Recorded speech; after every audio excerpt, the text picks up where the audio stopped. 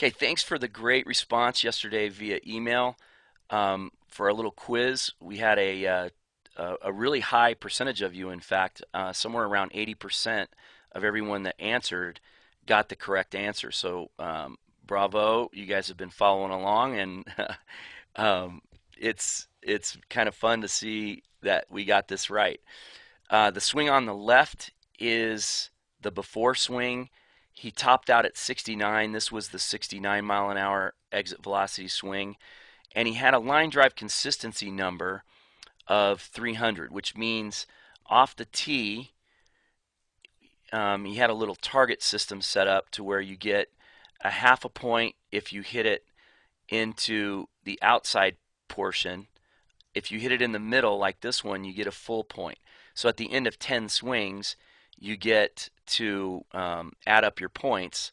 So he might have had 1, 2, 3, 4 half points or 2 points, and then one in the center, totaling 300. And then the top out 69, and the average somewhere just north of mid 60s. So I think his average was 67 in that round. Now, the reason for this is because you have to mark time. You got to measure some stuff in order to be able to find out which swing movements are going to create the maximum. Um, in the swing on the right, he had an average of about 77 and a top out of 79 in this particular swing. Touched 80 in the next couple of days, and I think maybe even a little bit higher than that. But the line drive consistency number is also pretty significantly higher. And there are a lot of reasons behind that. One of them being that when the lead arm gets closer to being locked, then it becomes more consistent. Any machine that you are creating, and the swing is just a machine, your body becomes a machine that's swinging a bat. When that has less variables, there's going to be less margin for error.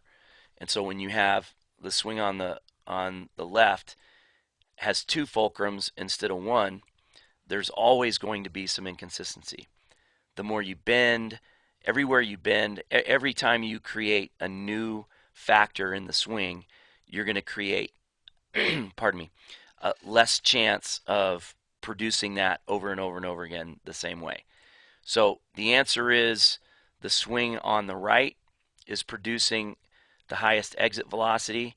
Many reasons. One, the lead arm is extended. That creates stretch in both the lead arm and in the ab area, and it applies more tension in the wrist area. And so when he comes through, you can see this tremendous angle that he's created here.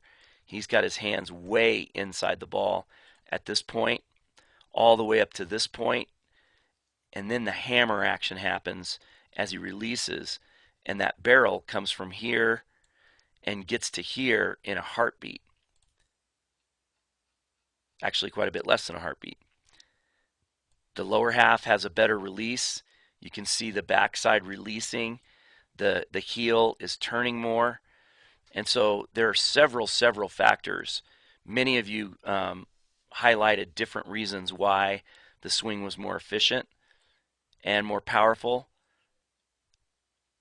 but also more consistent. It's easier to make the barrel get back to an exact point in time when you have less moving parts. So not only is it more powerful, it's also more consistent to get that lead arm locked out. I know many of you are afraid of that. Some of you guessed that the one on the left was the more efficient swing. You can see the lead arm is bent. This makes a lot of people comfortable because it's what we're used to seeing and hearing about. But if we immediately look at the angle that's created from the forearm, we're at about 115 degrees already. So that means there's very little to no tension in the wrists. And as he starts to release, he releases a little bit more of that tension that's there, that elastic energy.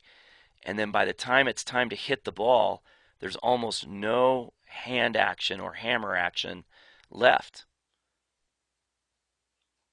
The other thing that happens when the lead arm is bent is there's no tension, there's no stretch in the lead arm, very little stretch in the ab area, and so there's not as much elastic energy being used at the moment of impact.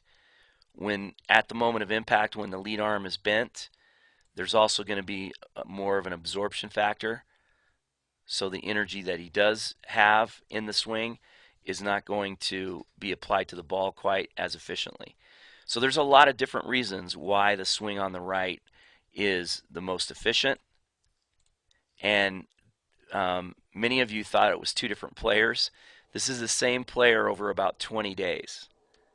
We did an analysis, a couple of analysis through the process, and he was implementing the time training protocols, him and his dad, and working on some drills in between. But that's the difference, that not only working hard will produce, but working smart, making the movements that you know are not quite as efficient more efficient. And that's the quickest way to add exit velocity.